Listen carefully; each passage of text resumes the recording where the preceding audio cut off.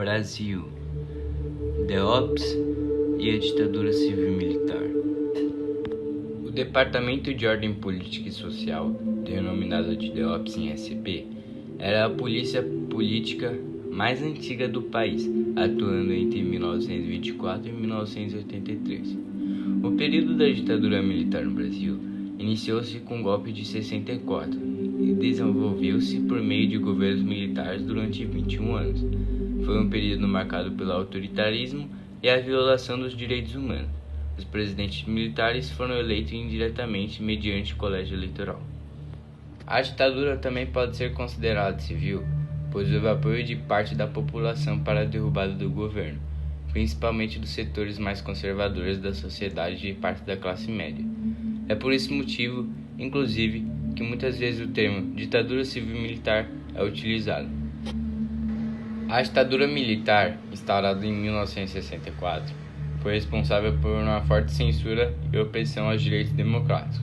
Ela foi marcada por governos autoritários que tiveram início com o golpe militar de 64 e duraram até o ano de 1985. O golpe militar de 1964 destituiu o então presidente João Goulart do poder e instaurou importantes transformações nos panoramas sociais, políticos, econômicos e culturais no país. Suas principais características durante esses 21 anos foram restrição de direitos políticos, forte censura ao meio de comunicação e culturais, intensa perseguição policial aos opositores do regime, envolvendo inúmeros casos de tortura e assassinatos.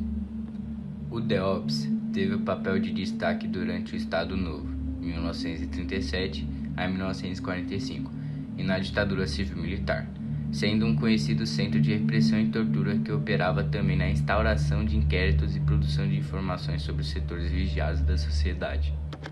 O Colégio Estadual do Canadá, que chegou ao Brasil na década de 1960, também foi vítima da ditadura civil-militar, pois ele permanecia em Santos, que na época era uma cidade com muitos movimentos e partidos comunistas. Por isso, foi muito observado pelos articuladores do golpe de 1964, que abriram uma escalada de terror na cidade. Assim, o colégio sofreu com essa ação, e as pessoas que estavam envolvidas com a escola ficaram em observação.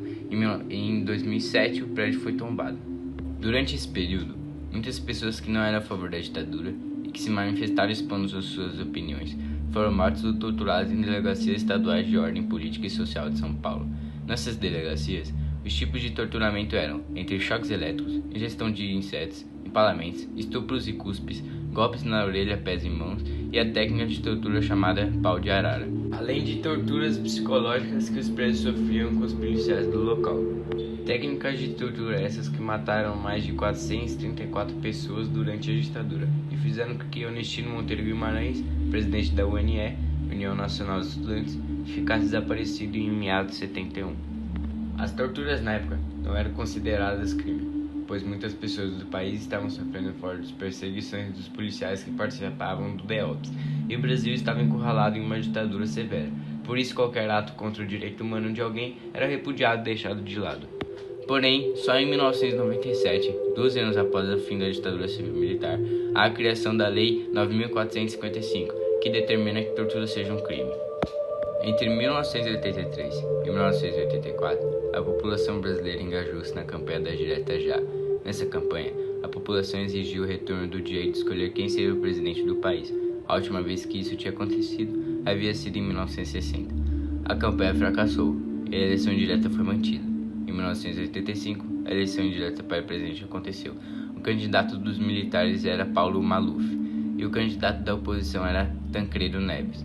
A eleição de Tancredo Neves e seu vice José Sarney colocou fim à ditadura militar e deu início a um novo período democrático na história brasileira. Um movimento que ajudou a pôr o fim na ditadura civil-militar foi a Guerrilha de Araguaia, composta por pessoas não suficientemente treinadas, mas que lutavam contra a grande opressão no Brasil.